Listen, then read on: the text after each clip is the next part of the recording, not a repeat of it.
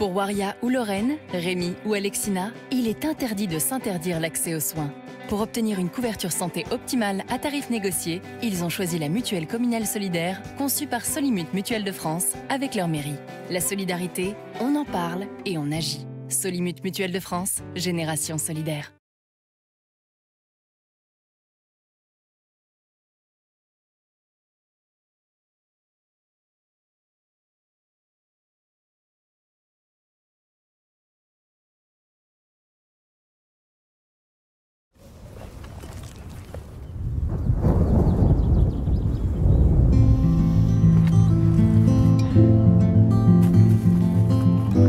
Nous sommes un lien entre les gens, un lien de confiance et de solidarité, mais aussi et surtout un lien pour aller plus loin et permettre à chacun de vivre mieux.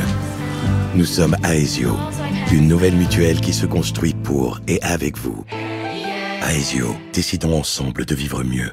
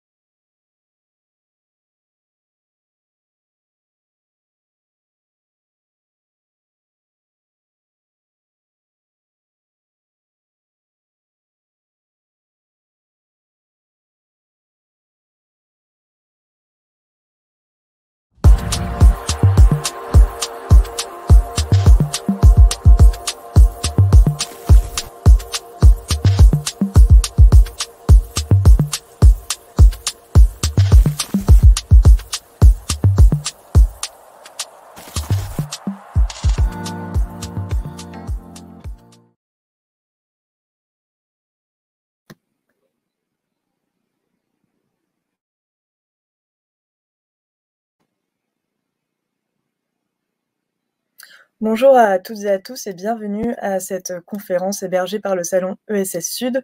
On est ravis que la CREST vous ait invité à partager toutes les opportunités qui vont être liées aux Jeux olympiques et paralympiques pour la région Sud Provence-Alpes-Côte d'Azur et particulièrement dans la région de Marseille.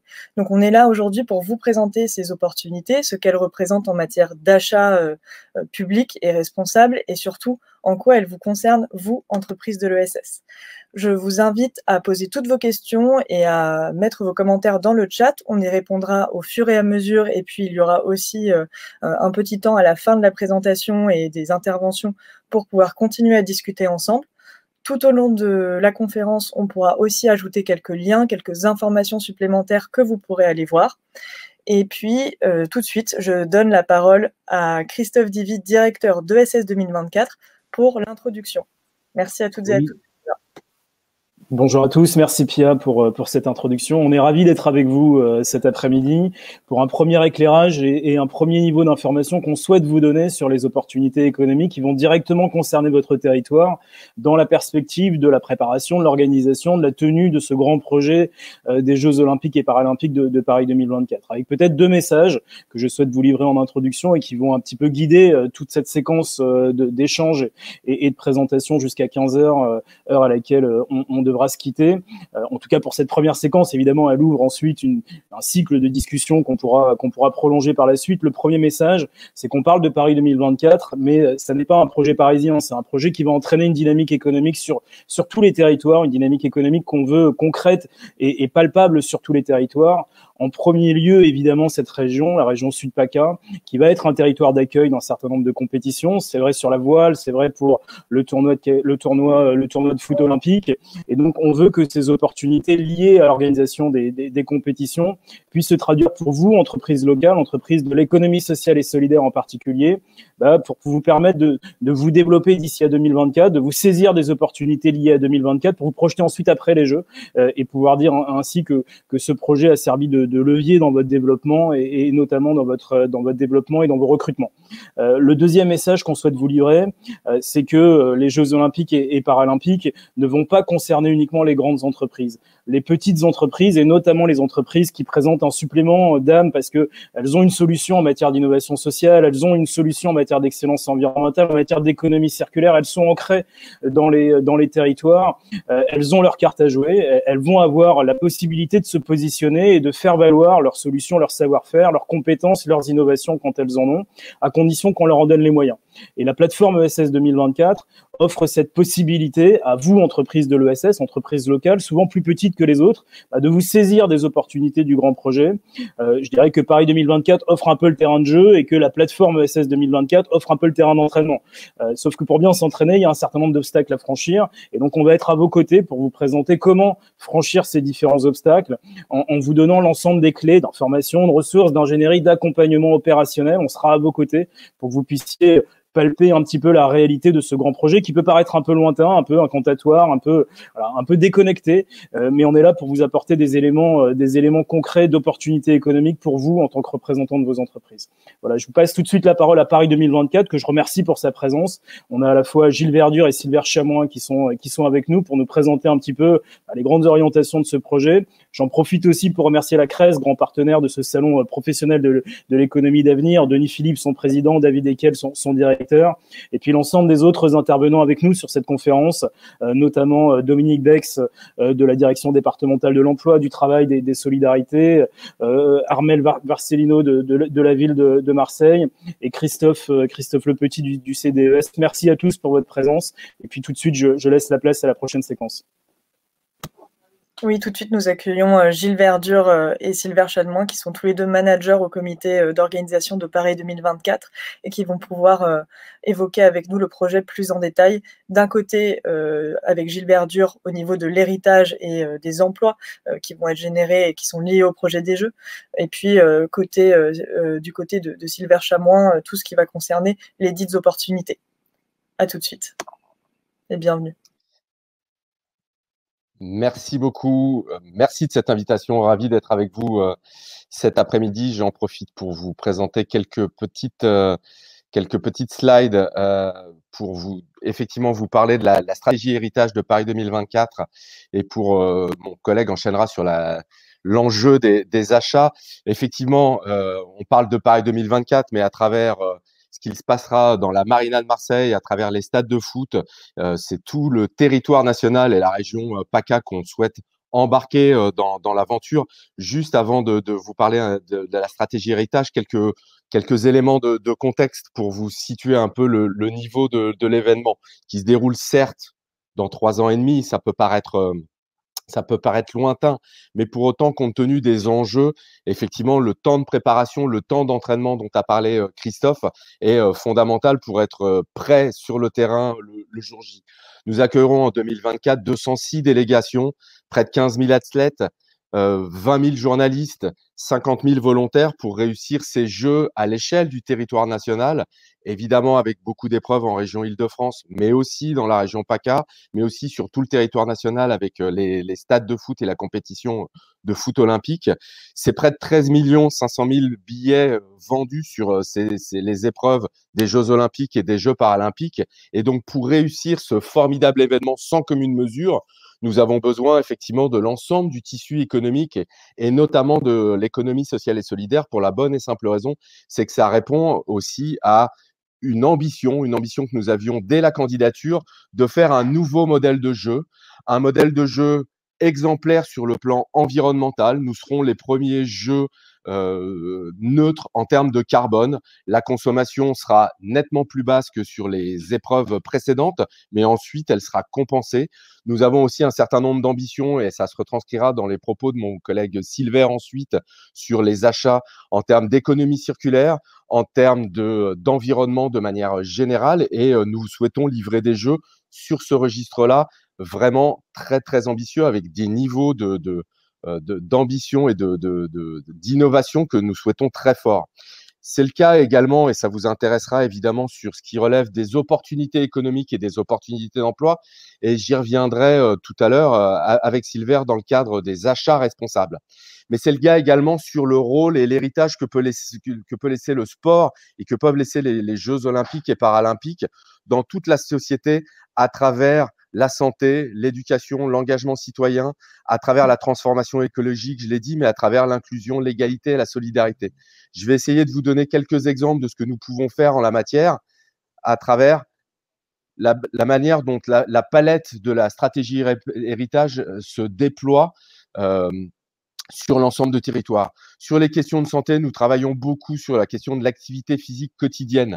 En effet, pour les salariés, comme pour les élèves à l'école, l'activité physique pour les salariés, l'échauffement au démarrage d'un chantier est prépondérante pour éviter les accidents, pour éviter que le corps se détériore au fur et à mesure. En matière d'éducation, c'est plus de 500 000 élèves et 3 000 établissements qui participent chaque année à la semaine olympique et paralympique qui a lieu au mois de février. Et là aussi, nous essayons d'embarquer à travers notre partenariat avec le ministère de l'Éducation nationale sur l'ensemble du territoire français, les écoles, depuis l'école élémentaire jusqu'à l'université, pour travailler les questions de santé, de pratiques sportives, d'engagement également, et ça permet de faire le lien avec l'engagement citoyen où nous allons porter un projet de mission de service civique qui concernera 10 000 services civiques par an jusqu'en 2024. Et puis enfin, la question de l'emploi, Pia l'a dit, la question du développement économique est fondamentale pour nous. Elle l'est d'autant plus que nous souhaitons le déployer, notamment à travers la réalisation des marchés, Silver vous en parlera, mais à travers ce que nous pouvons faire sur les territoires avec la labellisation des territoires terres de jeu, où effectivement, dans le cadre de notre déploiement national, les collectivités locales s'emparent de ce formidable événement pour générer aussi de l'activité au moment, par exemple, au moment de Tokyo 2021, où il y aura vraisemblablement des animations sur tout le territoire national, avec un deuxième dispositif qui s'appelle le centre de préparation aux Jeux, dont vous avez certainement dû entendre parler, qui permettra aux délégations sportives de venir s'entraîner avant les Jeux sur l'ensemble du territoire national. Et là, c'est plus de 43 collectivités sur la région PACA qui ont été labellisées centre de préparation aux Jeux, qui générera aussi du coup de la rénovation d'équipements, qui générera de l'accueil de délégations, qui générera de l'accueil touristique.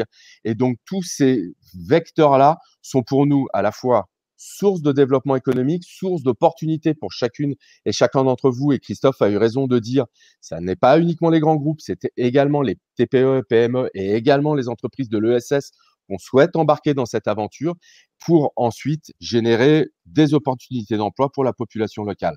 Ce que je vous propose, c'est qu'on aille un tout petit peu plus loin sur la question des achats pour vous rendre compte à quel point il y a des enjeux très forts dont vous pouvez vous saisir avec mon collègue Silver, à qui je passe la parole.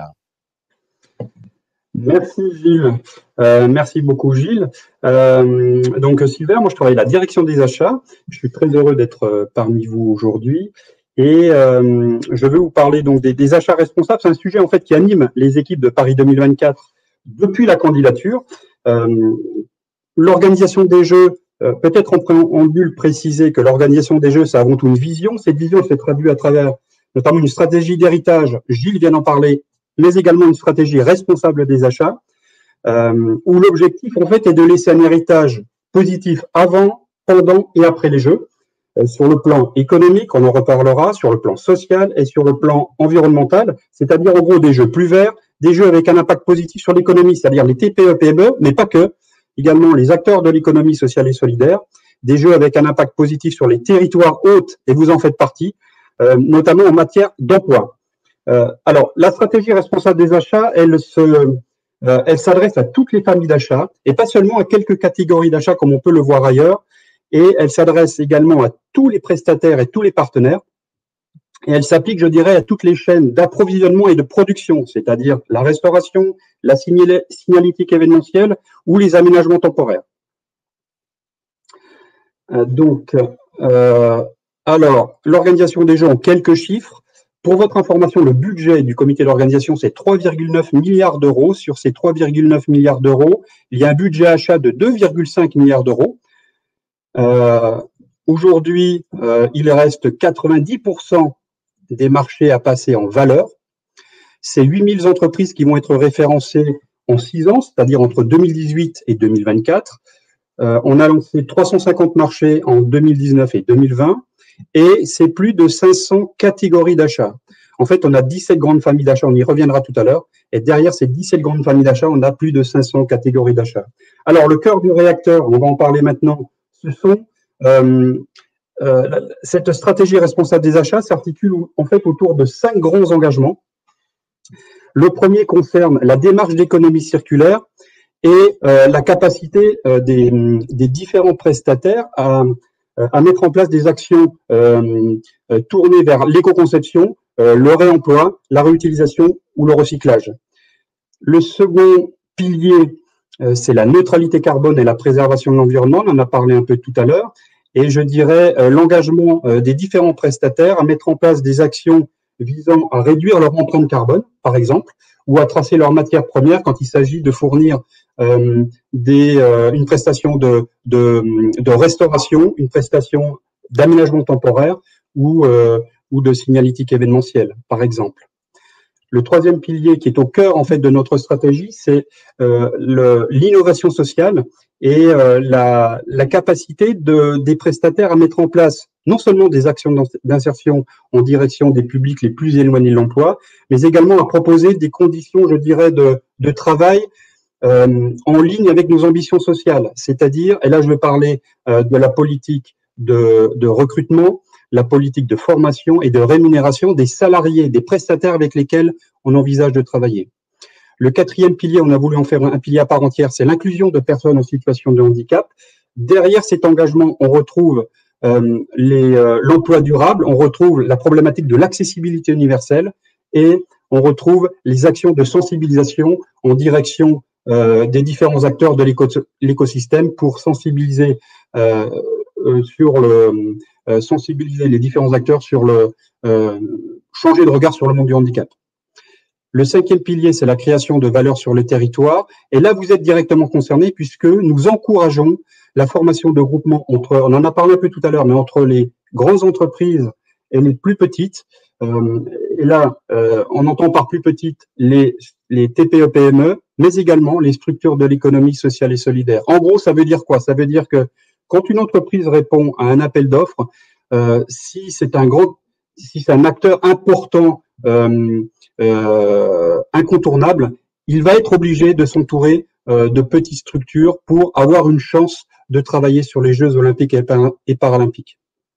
Alors, il faut savoir que ces 5 engagements sont en fait 5 critères extra-financiers qu'on intègre dans nos appels d'offres, avec une pondération qui varie entre 20 et 40%.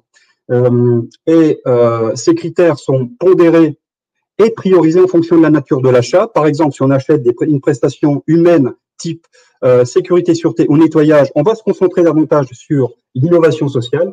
Et si on achète des produits, on va se concentrer sur le pilier numéro 1 qui concerne la démarche d'économie circulaire. Alors, il existe différents moyens et dispositifs pour... il faut juste que tu réappuies, Gilles. Voilà, pour faire monter le titre. Il existe différents moyens et dispositifs, je dirais, pour faire monter à bord les petites structures. Tout d'abord, la stratégie de sourcing renforcée, où l'objectif est d'identifier suffisamment tôt des solutions opérationnelles et innovantes auprès des entreprises de l'économie traditionnelle, c'est-à-dire les TPE-PME, mais également auprès d'acteurs de l'économie sociale et solidaire. Je ne vais pas m'attarder sur les 2 plateformes, Entreprise 2024 et ESS 2024, simplement dire que ce sont nos 2 courroies de transmission aujourd'hui entre nos donneurs d'ordre et le terrain, et vous. Troisième dispositif ou moyen, c'est l'allotissement des marchés, qui est plutôt favorable aux TPE-PME. C'est ensuite les marchés réservés, plutôt favorables au secteur du handicap et aux structures d'insertion par l'activité économique. Les marchés closés, c'est-à-dire l'insertion de clauses sociales dans nos contrats pour obliger les prestataires à mettre en place des clauses d'insertion. Et ça, je dirais, plutôt favorable aux acteurs de l'économie sociale et solidaire, au secteur du handicap, au secteur de l'insertion. Ensuite, j'en ai parlé tout à l'heure, c'est l'intégration de critères de performance sociale et environnementale pour encourager la formation de groupements entre les grosses entreprises et les plus petites. Et puis, peut-être un mot sur le modèle de livraison des jeux, où l'idée est d'externaliser une partie de la livraison des jeux à des professionnels de l'événementiel et du sport. Ça veut dire qu'on va s'appuyer sur les compétences locales, nationales, des exploitants de sites, des agences événementielles qui vont acheter à notre place une part importante des marchés. Ils vont porter les marchés de Paris 2024 et l'idée est de faire travailler davantage les entreprises locales et les structures de l'économie sociale et solidaire à travers ce modèle de livraison des jeux. Alors, la cartographie des achats aujourd'hui, il va y avoir des opportunités économiques dans 17 grandes familles d'achats. Alors, ce sont des familles d'achats qui sont très liées au secteur de l'événementiel. On retrouve la sécurité-sûreté, la restauration, la logistique, tout ce qui est transport et hébergement. On aura peut-être l'occasion d'en reparler tout à l'heure et je pourrai éventuellement répondre à vos questions sur les marchés à venir. Et puis, la dernière slide qui concerne… Alors, effectivement, on souhaite que ces dynamiques d'achat soient partagées avec nos partenaires, mais pas que, je dirais, avec l'ensemble de l'écosystème de Paris 2024, donc partagé avec nos parties prenantes, puisque nous souhaitons déployer cette stratégie responsable des achats au niveau national, grâce évidemment à l'effet porteur des jeux, mais surtout grâce à l'engagement de l'écosystème de Paris 2024. Et là, je veux parler de tous les prestataires avec lesquels on va travailler. L'écosystème, donc avec tous les acteurs de l'économie sociale et solidaire, les collectivités, les fédérations sportives et les partenaires. Donc voilà, je vous remercie. J'ai essayé d'être bref et synthétique pour laisser place aux questions et je vous remercie pour votre écoute. Sylvain, merci beaucoup pour ta présentation. Merci également à Gilles Verdure. On a juste une question dans le chat qu'on va avoir le temps de prendre, je pense, avant de passer au prochain intervenant.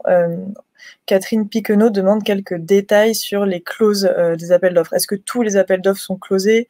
Comment vous arrivez à déterminer cela? J'imagine que ça dépend de la nature du marché, évidemment. Alors, c'est une bonne question. Ça dépend de la nature du marché.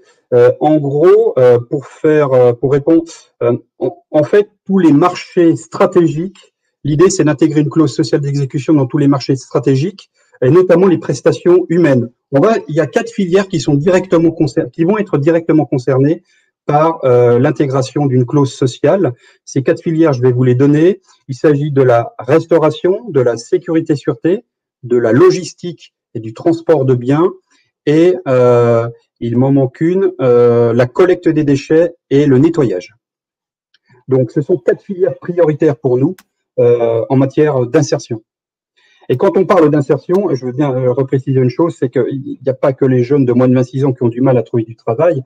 On parle également des seniors, des plus de 50 ans, qui sont par exemple tombés malades et qui n'arrivent pas à retrouver du travail. On parle des habitants des quartiers prioritaires de la ville. Et je sais que dans les grandes villes, à Marseille, à Montpellier, on a de nombreux quartiers prioritaires de la ville. On parle des personnes en situation de handicap. Parfait, merci beaucoup à tous les deux, à Paris 2024 pour sa présence et ces éléments très concrets. J'espère que maintenant vous avez compris que non seulement il y avait des opportunités qui concernaient l'économie sociale et solidaire, mais qu'en plus elles vous concernaient dès maintenant et sur votre territoire. Maintenant, nous allons nous intéresser aux retombées en termes d'emploi et c'est pourquoi nous avons maintenant des acteurs locaux qui vont pouvoir nous présenter leur cartographie des emplois qu'ils ont développés sur la région et sur le territoire de Marseille plus précisément. Sachez aussi que vous pourrez retrouver, on vous mettra le lien dans le chat, de la cartographie des emplois réalisée par Paris 2024 et ses prestataires au niveau national. Ça, on vous mettra le lien vers le site internet qui permet de la retrouver.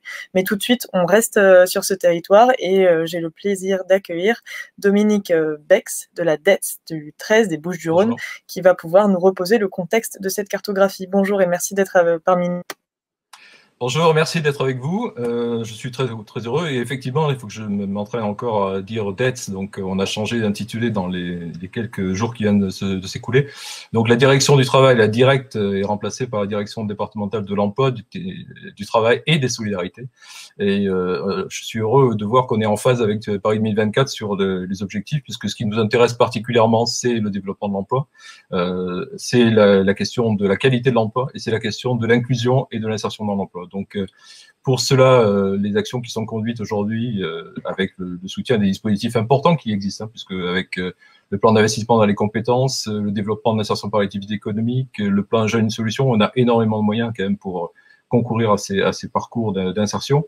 Notre préoccupation particulière, je dirais, c'est l'anticipation sur les besoins en compétences. Alors l'expérience, on a déjà une certaine expérience des grands événements culturels et sportifs à Marseille, puisque à travers Marseille 2013, capitale de la culture, avec l'Euro 2016, la rénovation du stade Vélodrome, des actions ont déjà été conduites et on a eu l'occasion de travailler sur des filières et d'utiliser finalement des grands événements pour faire levier avec des filières qui ont des questions qui ont des besoins en termes de recrutement, qui ont des besoins d'évolution des qualifications, qui ont des besoins d'évolution des conditions d'emploi. Je pense notamment au secteur de la sécurité privée, qui est un secteur qui avait été, pour lequel il y avait un travail important qui avait été fait pour l'Euro 2016, un travail de formation avec Pôle emploi en particulier, et un travail qualitatif, puisque finalement l'étude avait montré que 60% des personnes, 6 mois après les formations, étaient encore en emploi. Donc, on peut effectivement utiliser des événements qui sont relativement ponctuels dans le temps pour faire effet levier sur des filières qui ont des vrais enjeux en termes de développement des compétences. Alors, quand on a vu l'étude qui avait été conduite par le Amnios et CDS au niveau national, on s'est dit Marseille n'est pas très visible dans ce scope. Et on a pensé avec la Maison de l'Emploi qu'il serait intéressant de faire une étude approfondie des besoins sur le territoire marseillais et sur le territoire départemental. Et c'est la raison pour laquelle une étude a été commanditée au CDES et Amnios. Et donc, je vais passer la parole à Christophe Le Petit qui va nous présenter les résultats de l'étude locale. Oui, bonjour, bonjour à tous. Effectivement, je représente aujourd'hui le groupement composé du CDES pour lequel je travaille et d'Amnios, Gaël de Carmentran n'étant pas disponible pour participer aujourd'hui. Et je vais vous livrer les résultats de la cartographie que nous avons menée sur le territoire de Marseille et des Bouches-du-Rhône. Ce travail a été réalisé pour le compte de la Maison de l'Emploi de la ville de Marseille et donc de l'ex-direct. Je suppose que le logo sera à mettre à jour dans les jours à venir par rapport justement à ce changement d'appellation dont vient de parler Dominique Bex. Alors, en préambule, on voulait juste rappeler effectivement quelques grands chiffres macroéconomiques sur l'étude nationale que nous avons eu la chance de mener déjà avec Amnios. Pour vous dire qu'au niveau national, on avait estimé que 150 000 emplois seraient directement mobilisés au sein des différents secteurs qui sont adressés par les jeux. On parle bien d'emplois mobilisés, c'est-à-dire que ce ne sont pas des créations d'emplois, ce ne sont pas des emplois à temps plein, mais ce sont des emplois qui vont être nécessaires à un moment ou à un autre, qui vont être plus ou moins durables pour délivrer les Jeux olympiques et paralympiques, pour construire les infrastructures et puis pour accueillir les visiteurs olympiques.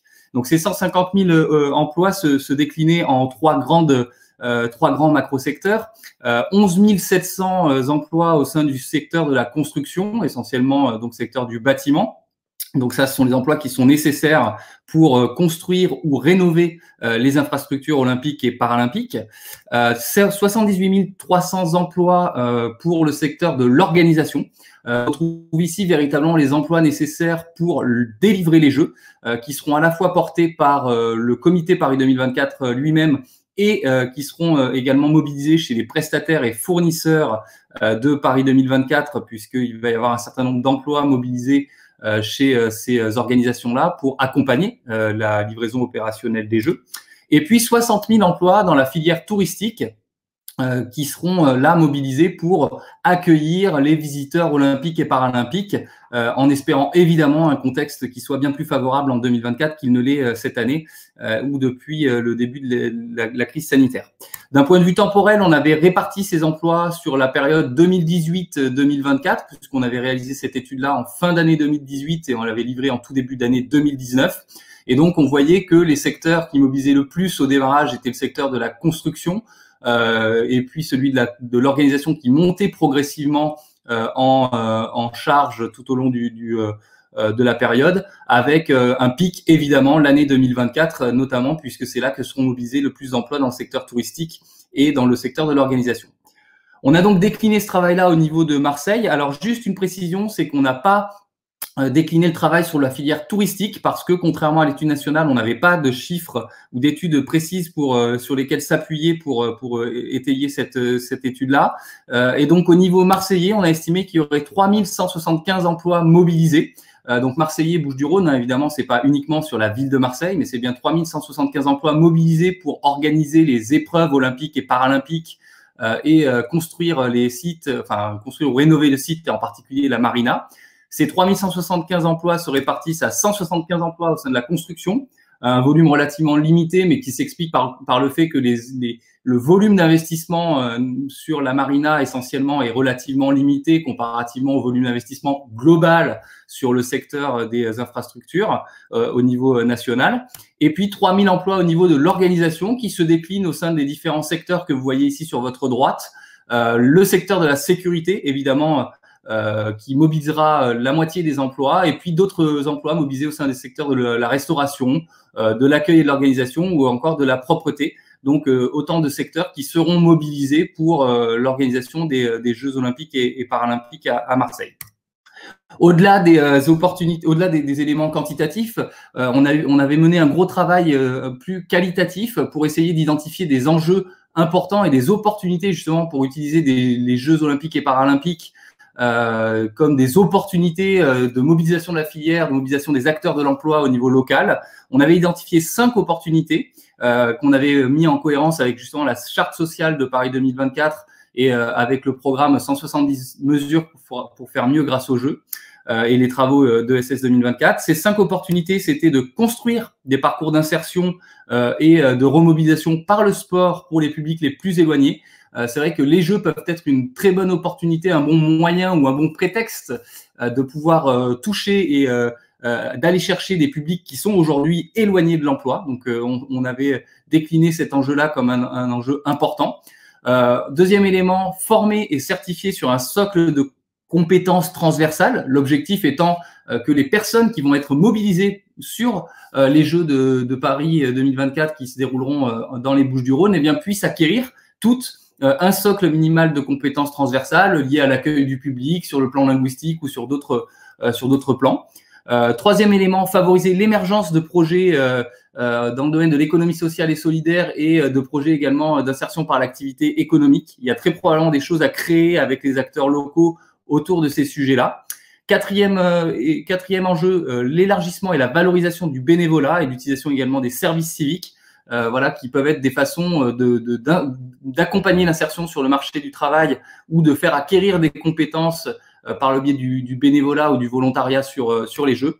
Et puis, cinquième élément, qui est un élément important pour les acteurs sportifs, c'est également d'utiliser les possibilités offertes par les Jeux pour renforcer l'information et l'orientation vers les métiers du nautisme et de la mer, et donc accompagner la structuration de la filière du nautisme dans les Bouches-du-Rhône.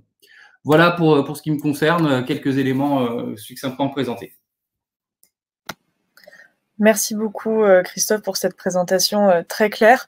On va maintenant compléter cette présentation avec Armelle Vercellino dont on a la chance qu'elle soit là pour nous parler notamment de tout ce qui relève des clauses sociales et plus particulièrement sur les travaux liés à la marina, qui sera le site qui accueillera les épreuves de voile si je ne me trompe pas.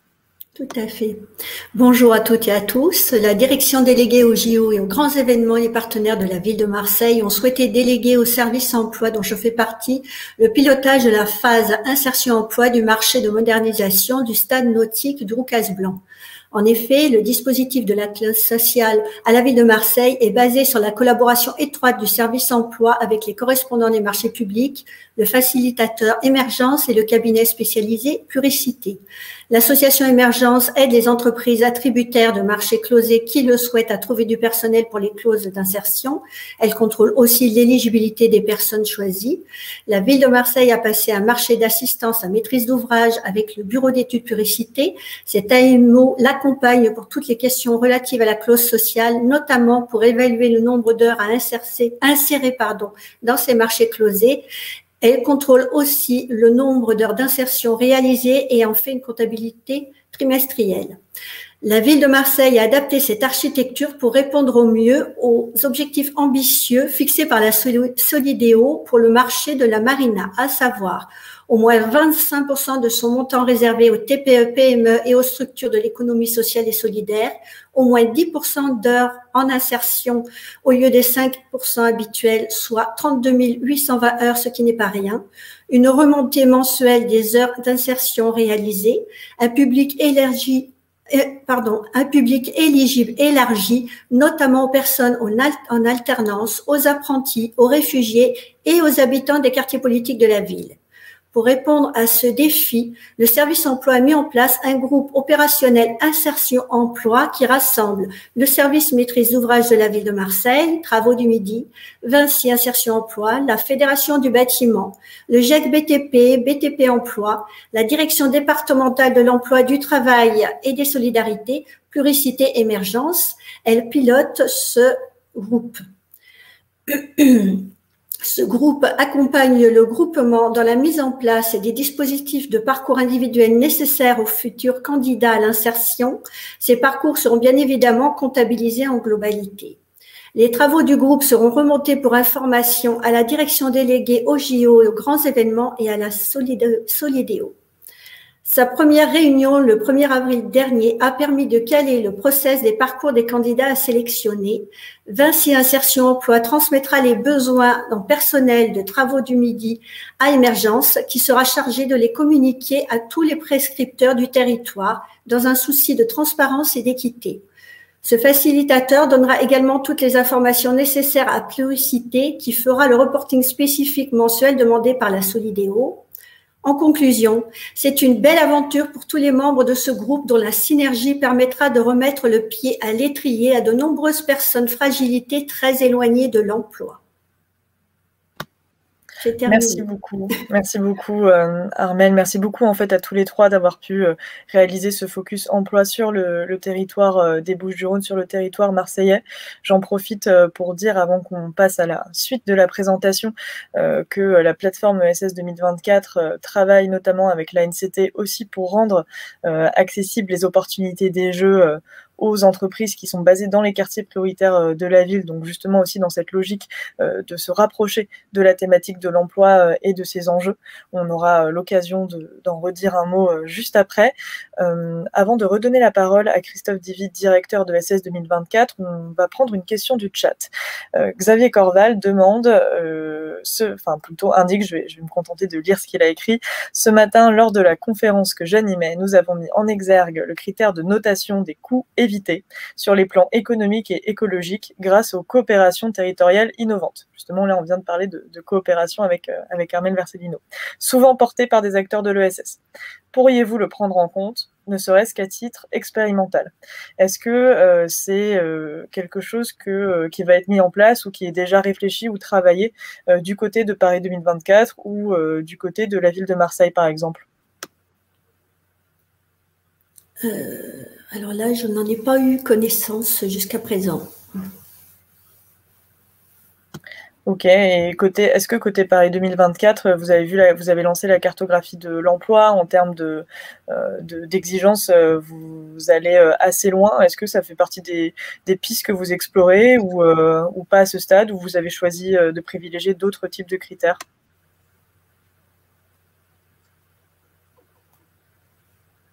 je me lance. Pour le moment, effectivement, on a déterminé sur les 5 piliers de la stratégie responsable que vous a présenté Sylvain tout à l'heure, on a déterminé un indicateur phare, un indicateur emblématique pour chacun de ces piliers. Et effectivement, on est plutôt parti sur des indicateurs entre guillemets classiques sur la création de valeur sur les territoires. On est sur le nombre de TPE, PME, le nombre d'entreprises de l'économie sociale et solidaire attributaires de marché. Sur la question de l'innovation sociale, on va regarder très précisément et notamment sur les 4 secteurs d'activité dont a parlé Sylvain tout à l'heure, que sont la sécurité, le transport, la logistique, la restauration et le nettoyage et la gestion des déchets, le nombre de personnes en insertion qui seront recrutées sur les marchés des jeux et sur l'inclusion des personnes en situation de handicap. On regardera l'intégralité des acteurs de cet écosystème qui seront également sur les marchés des jeux.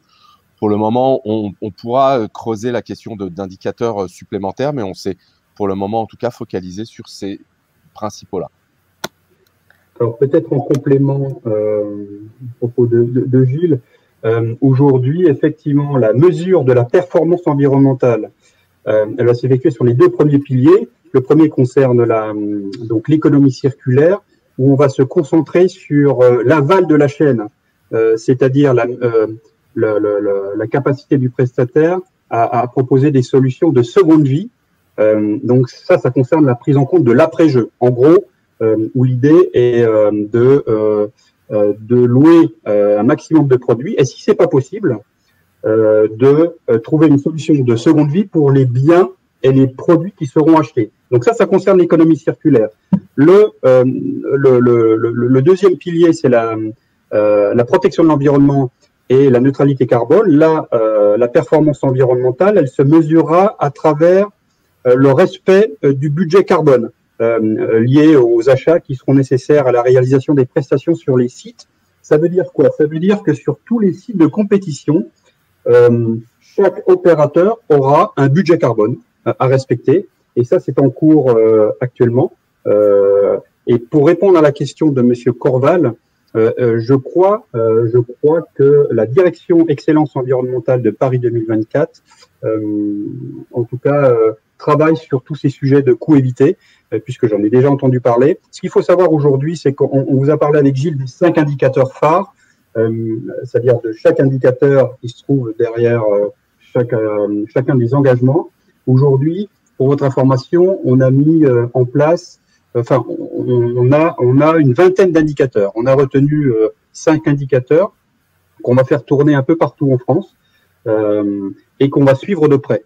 On va mettre en place un dispositif de reporting et de suivi, d'accompagnement également, auprès de tous les prestataires qui n'ont pas l'habitude de travailler comme ça, surtout dans le secteur de l'événementiel. Je ne parle pas du secteur du BTP, où ils sont bien rodés à l'exercice. Le secteur de l'événementiel, c'est un peu différent, puisqu'il y a une maturité quand même très hétérogène en matière de durabilité sociale et environnementale. Donc voilà ce que je peux répondre à Monsieur Corval. Merci beaucoup pour ces éléments.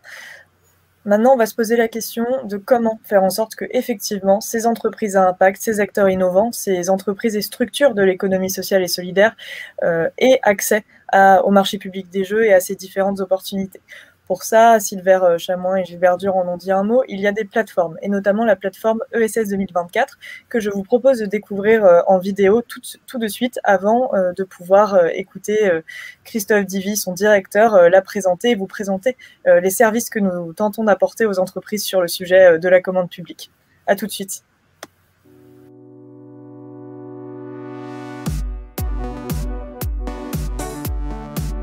Des jeux économiquement et socialement responsables, c'est des jeux pour les gens et construits avec les gens. Concrètement, ça veut dire qu'on va accompagner les entreprises de l'économie sociale et solidaire pour qu'elles puissent accéder au marché des jeux. This is a big event. The whole world comes around it. And in sports, I always say it's a big power. An Olympic gives us an opportunity to use it for social purposes. And Paris Authority for Olympic 2024 agreed to make it happen.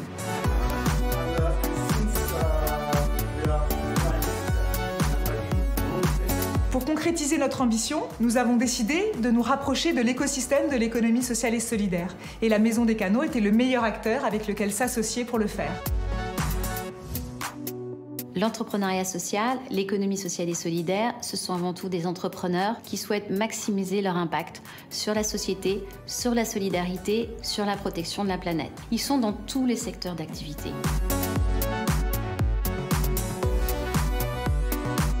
Et le concept de Mama Yoka, c'est elle embauche les femmes qui l'éloignent au travail. J'ai un salaire fixe, j'ai pris beaucoup de choses ici. Je gère des gens qui ont tous eu au cours de leur vie un accident du travail, un accident de la vie. Il faut les impliquer, il faut leur montrer qu'on a confiance en eux. Tu peux travailler même si tu as un problème de santé, si tu as un handicap de 10%, de 20%, de 80%, tu as une place de travail. Aujourd'hui, l'économie sociale et solidaire, c'est 10% de l'emploi en France. Le potentiel de développement est énorme. Ça attire la jeunesse, ça donne de l'espoir et ça nous engage vers une économie positive. C'est une économie qui est basée vraiment sur des valeurs sociales communes, le partage, la coopération. C'est aussi un ancrage local et c'est aussi pour ça que ça marche dans les quartiers. Souvent, on pense qu'on n'a aucun impact dans le monde.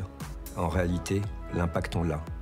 Il faut vraiment juste décider d'y aller. Nous travaillons très concrètement aujourd'hui dans 2 directions. La première, c'est celle du sourcing.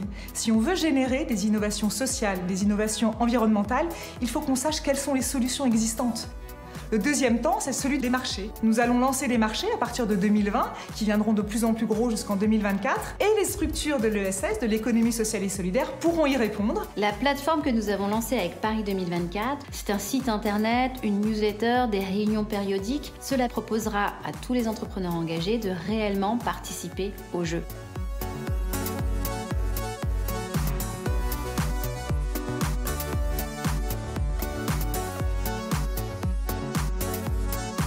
On est très content de travailler avec Paris 2024. Depuis le début, avec tous les acteurs de Paris 2024, on partage une même ambition, construire un nouveau modèle de jeu. Des jeux qui bénéficient au plus grand nombre et des jeux qui vont révéler le meilleur de la France et toute sa diversité. One thing is imagination, another is practice.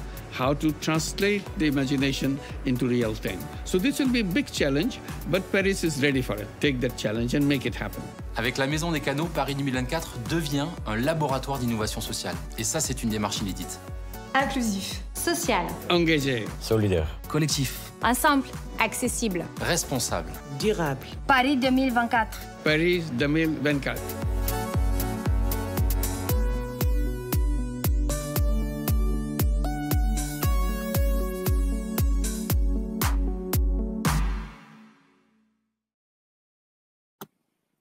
Merci beaucoup. Juste avant de donner la parole au directeur de ESS 2024, vous précisez que pour justement pouvoir accompagner correctement les entreprises, la plateforme ESS 2024 devait être portée par un organisme indépendant, ne pouvait pas, était évidemment affilié à Paris 2024, mais ne pouvait pas faire partie proprement de Paris 2024.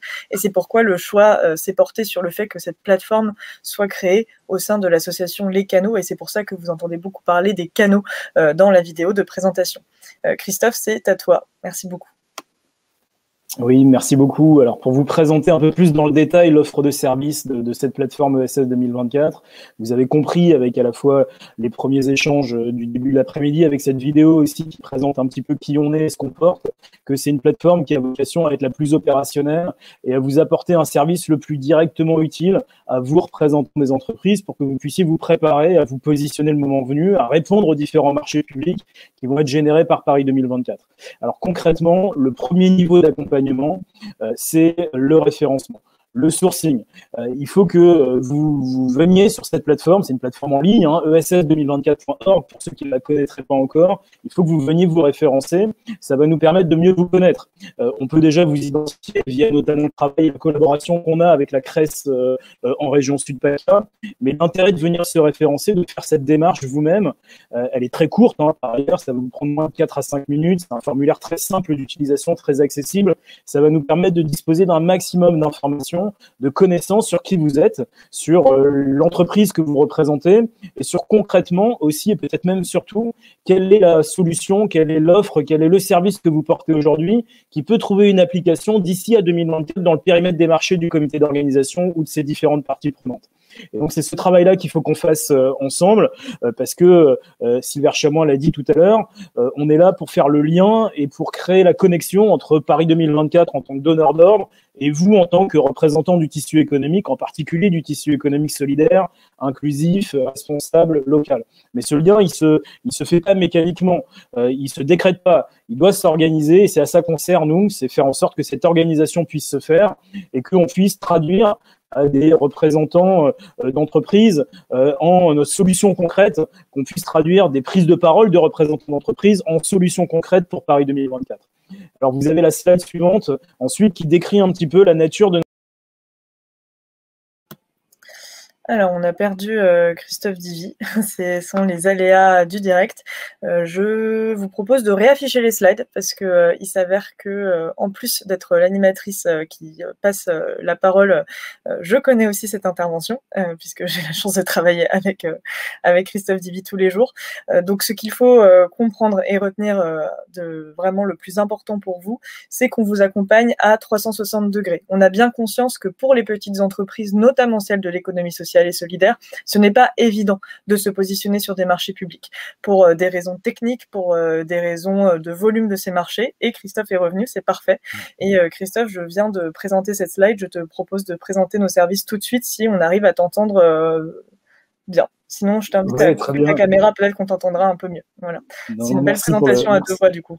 Merci pour le tuilage, Pia. Vous voyez, on sait s'adapter à toutes circonstances au sein de la plateforme ESS 2024. Vous avez sur la slide suivante, en effet, une présentation un peu synthétique du bouquet de services qu'on vous propose. Ça va vous permettre, en se référençant sur la plateforme, d'être informé en temps réel. On va vous diffuser les marchés, les différents appels d'offres. Une fois qu'ils sont publiés, avec un temps de réaction très rapide, de manière quasi immédiate, on vous envoie le marché avec un petit brief synthétique du dossier de consultation, notamment sur les critères. On a parlé de clause tout à l'heure, sur tout ce qui va vous permettre à la lecture du brief qu'on vous envoie, évidemment à la lecture approfondie du cahier des charges aussi, de décider si oui ou non vous avez un intérêt à répondre.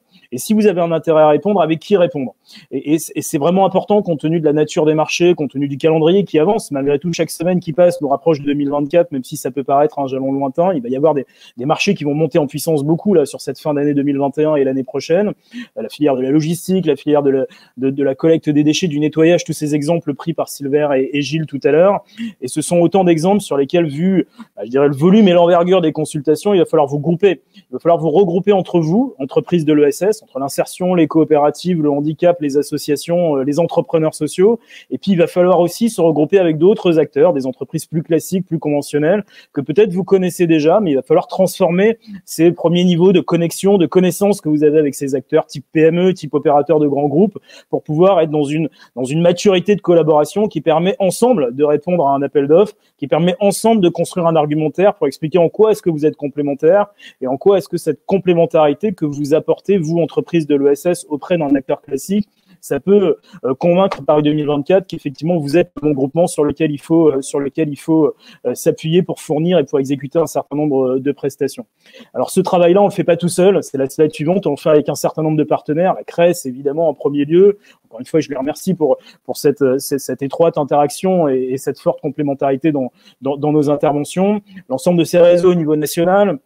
On a sur la région Sud PACA différents acteurs qui, nous on est implantés à Paris, on rayonne un peu sur tout le territoire national, mais les acteurs locaux par définition ils sont à vos côtés, ils connaissent la réalité du tissu économique, ils vous rencontrent surtout en ce moment où depuis quasiment un an maintenant on parle beaucoup de soutien économique et de perfusion, d'aide d'urgence et de mesures exceptionnelles. Donc ce sont autant de facteurs liés à la conjoncture actuelle qui amènent ces réseaux locaux à travailler avec vous, entreprises du territoire. Et donc on s'appuie sur cette connaissance des réseaux locaux pour pouvoir mailler un petit peu ce réseau de fournisseurs potentiels, ce réseau d'acteurs qui pourraient demain proposer une solution et soumissionner aux différentes consultations de Paris 2024. Cette dynamique, elle fonctionne déjà. Alors on est très prudent parce que même si on se rapproche de 2024, je viens de le dire, on est encore malgré tout, on a un certain nombre d'étapes et de haies à franchir, donc on est tout à fait prudent. En revanche, on est positivement prudent, si je puis dire, parce qu'on a derrière nous une première étape, c'est la slide suivante, où on a 10% des premiers marchés qui ont déjà été lancés, qui ont déjà été notifiés. Et on a 15% des groupements qui sont attributaires de ces marchés qui embarquent de l'ESS. Ça veut dire que sur 15% des groupements qui qui sont lauréats des marchés de Paris 2024 et de ses partenaires. On a déjà 148 entreprises de l'ESS, structures de l'ESS, représentants de cet écosystème solidaire inclusif qui sont rentrés dans les groupements et qui vont travailler pour Paris 2024. On a quelques exemples emblématiques sur le territoire. Ils apparaissent pas là à l'écran. On a par exemple une scope qui s'appelle Aino, qui est sur Marseille, qui est une scope qui fait de la prestation intellectuelle, en particulier sur l'ensemble des matériaux biosourcés. Ils travaillent avec Bouygues sur une des opérations de construction, sur une infrastructure emblématique qui est l'Arena 2, sur la porte de la Chapelle à Paris et à cheval avec la Seine-Saint-Denis. C'est un exemple, je pourrais en prendre d'autres aussi. On a pas mal de structures de l'ESS dans le champ de l'économie circulaire sur ce territoire marseillais, sur ce territoire métropolitain et sur ce territoire régional. L'idée, c'est qu'on puisse continuer à travailler avec vous dans les prochaines semaines et qu'on puisse de cette manière nous rapprocher collectivement de ces différents jalons qui vont maintenant être devant nous, avec des marchés qui vont sortir, des marchés sur lesquels il va falloir vous positionner et des marchés sur lesquels on vous souhaitera de gagner. Évidemment, on est dans le cadre de la commande publique, donc je dirais que le meilleur gagnera, mais nous on vous donnera l'ensemble des chances pour que vous puissiez être les meilleurs et que vous puissiez faire valoir l'ensemble de ce que le tissu ESS est en capacité d'apporter à Paris 2024. Voilà, je m'arrête là. Je vous propose, si vous avez des questions, qu'on puisse commencer à y répondre tout à l'heure. Et puis on continuera évidemment après cette séquence de cet après-midi les travaux concrets. Je vous en dirai aussi un mot tout à l'heure avec la CRES, avec un cycle événementiel à venir dans les prochaines semaines. Tout à fait, merci beaucoup Christophe. Vous retrouvez sur la dernière slide nos différents contacts. Si jamais vous avez des questions suite à cette présentation ou si vous voulez échanger plus avant avec nous pour comprendre si ces appels d'offres vous concernent, comment vous référencer sur notre plateforme, comment bénéficier de nos services. Ça nous semble évident parce qu'on est dans le sujet tous les jours, mais je préfère quand même repréciser que les services d'ESS 2024 sont gratuits pour les petites entreprises que nous accompagnons sur les marchés. Ça fait partie des engagements de Paris 2024. Avant peut-être de s'avancer vers la conclusion, on a une nouvelle question dans le chat sur un secteur d'activité un peu précis, donc question qui ira peut-être davantage à Paris 2024. Élodie Martin demande s'il va y avoir des appels d'offres en lien avec les solutions de garde d'enfants. On imagine pour garder les enfants des éventuels sportifs qui se déplaceraient, des institutionnels, des équipes de restauration. Est-ce que vous en savez déjà quelque chose ou est-ce que c'est trop tôt encore? Peut-être Sylvain, c'est l'occasion de nous parler de nous reparler peut-être un peu plus des marchés à venir. Tu les as quand même cités tout à l'heure, mais...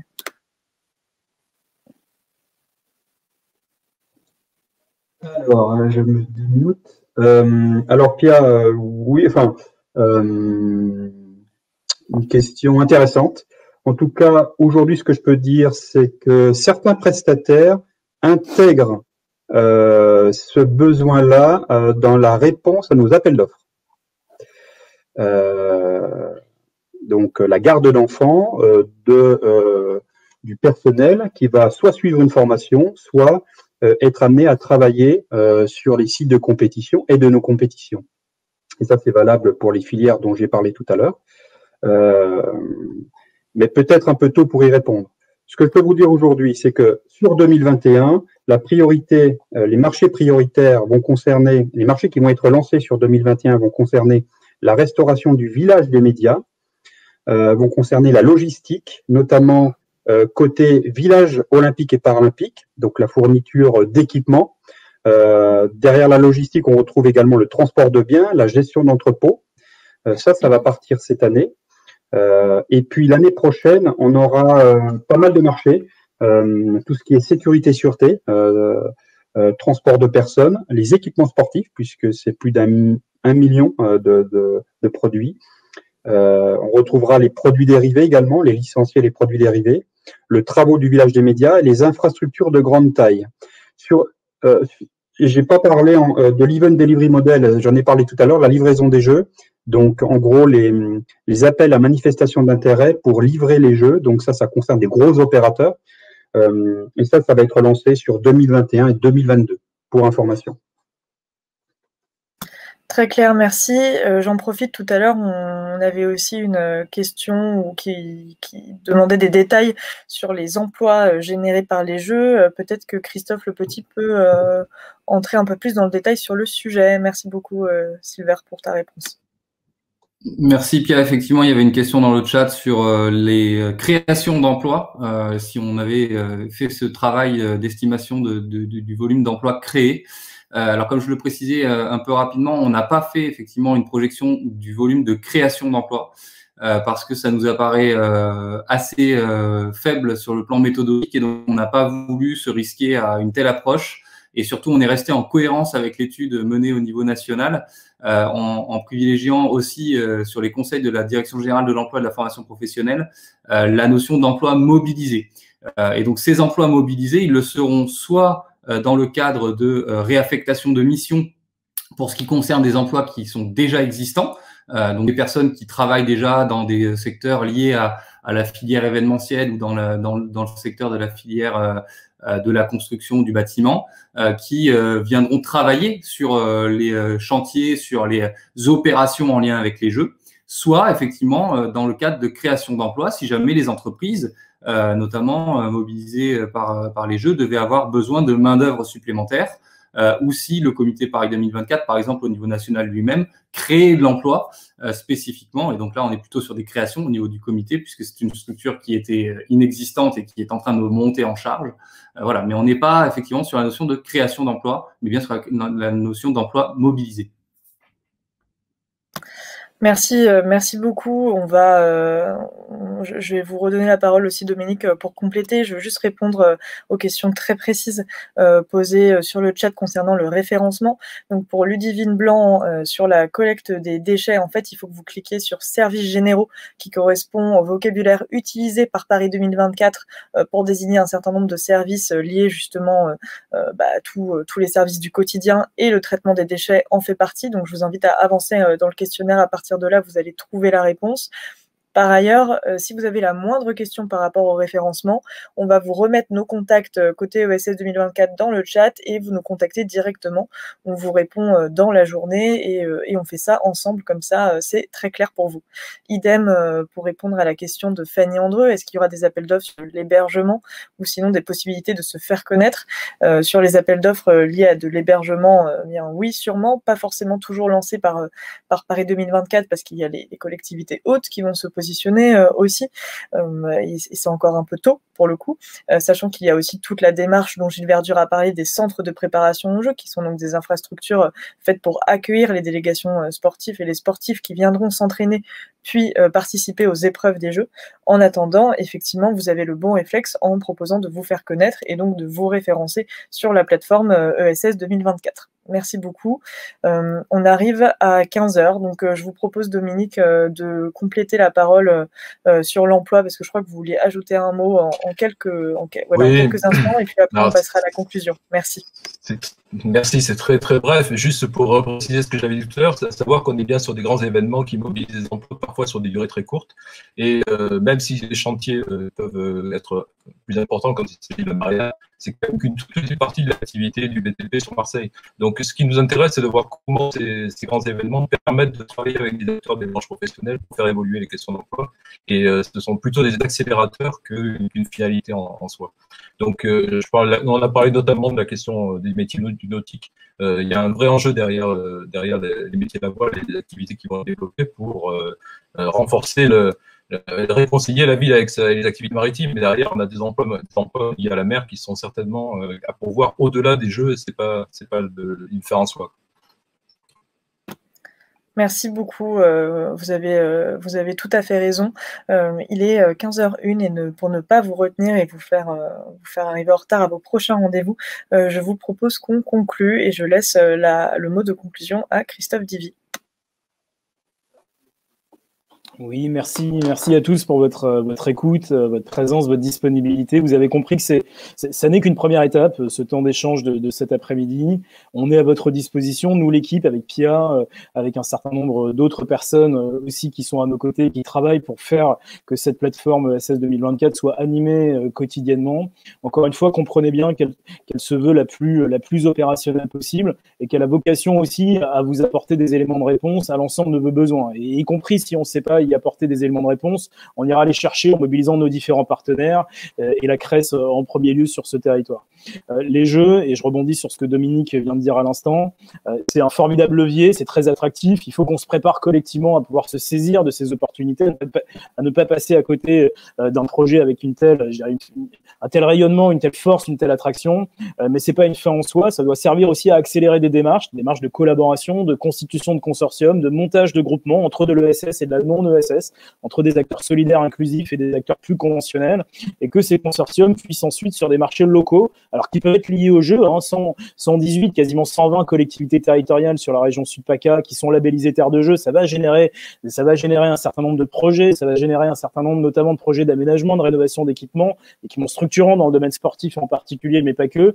Tout ça va générer des marchés dont on pense que les opportunités économiques qui vont découler sont captables par des entreprises de l'ESS du territoire. Et puis il y a tous les autres marchés au-delà des jeux, en dehors du périmètre de Paris 2024, mais grâce à qui Paris 2024, on va pouvoir se préparer aussi collectivement à se positionner sur ces différents marchés. Et donc ESS 2024, c'est l'opérateur entre les donneurs d'ordre, Paris 2024 sur ce grand projet, et puis les autres collectivités territoriales, notamment sur d'autres types d'initiatives qui vont vous permettre de vous saisir de ces opportunités. Donc n'hésitez pas à nous solliciter. On sera à votre disposition dans les prochaines semaines. Encore un mot pour remercier les intervenants, bien sûr. Vos interventions étaient de qualité, et on saura poursuivre ces travaux avec vous de partenariat et de collaboration intelligente dans les prochaines semaines. Merci à toutes et à tous d'avoir suivi cette conférence. On vous attend maintenant par mail et par téléphone pour poursuivre les échanges, et sachez que ESS 2024 est là pour vous accompagner dès aujourd'hui et jusqu'en 2024 pour faire en sorte que la commande publique soit aussi accessible à l'ESS et que vous puissiez effectivement remporter les marchés. L'idée étant de faire des jeux une véritable vitrine de ce savoir-faire. Bon après-midi à toutes et à tous. Au revoir.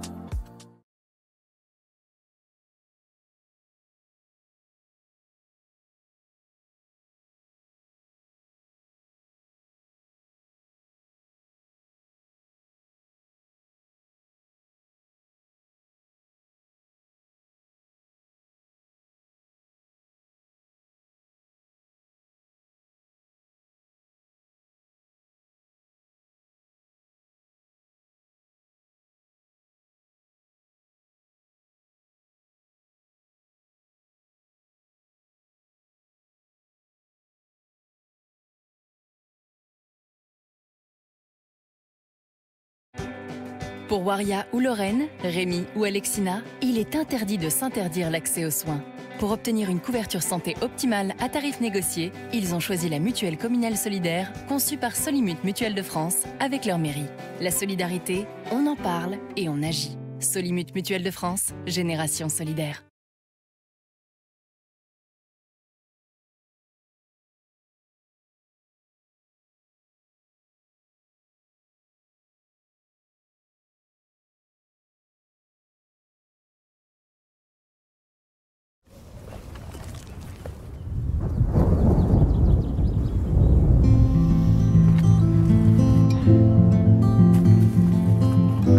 Nous sommes un lien entre les gens, un lien de confiance et de solidarité, mais aussi et surtout un lien pour aller plus loin et permettre à chacun de vivre mieux. Nous sommes Aesio, une nouvelle mutuelle qui se construit pour et avec vous. Aesio, décidons ensemble de vivre mieux.